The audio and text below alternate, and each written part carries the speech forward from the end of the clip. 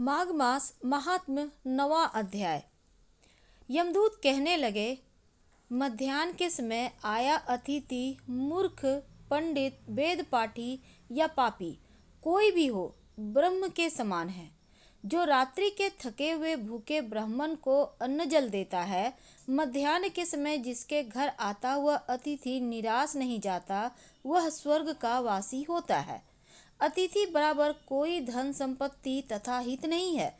बहुत से राजा और मुनि अतिथि सत्कार से ब्रह्मलोक को प्राप्त हुए हैं। जो एक समय आलस्य से भी अतिथि को भोजन करा दे, वह यम द्वार नहीं देखता।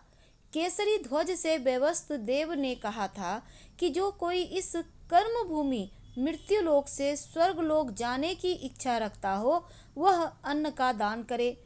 दूत कहता है कि यमराज कहते हैं, अन्न के बराबर दूसरा और कोई दान नहीं है। जो गर्मियों में जल, सर्दी में ईंधन और सदैव अन्न का दान करते हैं, वह कभी यम के दुख नहीं उठाते।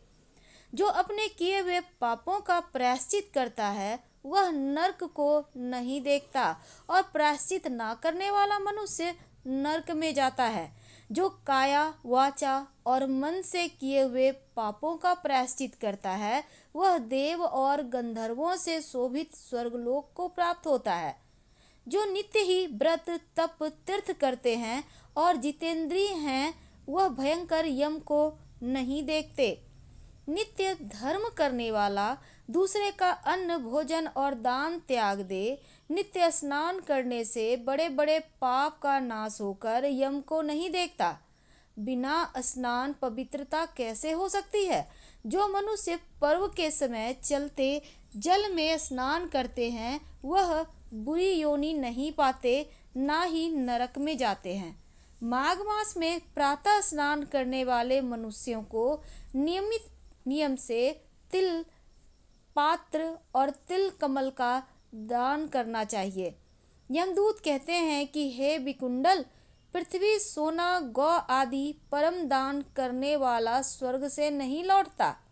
बुद्धिमान पुण्य तिथियों, व्यतिपात, संक्रांति आदि को थोड़ा सा दान करके भी बुरी गति को नहीं प्राप्त होता। सत्यवादी, मौन रहने वाला, मीठा बोलने वाला, क्षमाशील, नीतिवान, किसी की निंदा न करने वाला, सब प्राणियों पर दया करने वाला, पराये धन को तृण के समान समझने वाला मनुष्य कभी नरक को नहीं भोगता। माघ मास महात्म्य 9वां अध्याय समाप्त हुआ। कल हम आपसे 10वें अध्याय के साथ जुड़ेंगे। हम अभी आपसे विदा लेते हैं। पसंद आ रहा हो तब लाइक कर सब्सक्राइब करें, शेयर करें, कमेंट करें। धन्यवाद।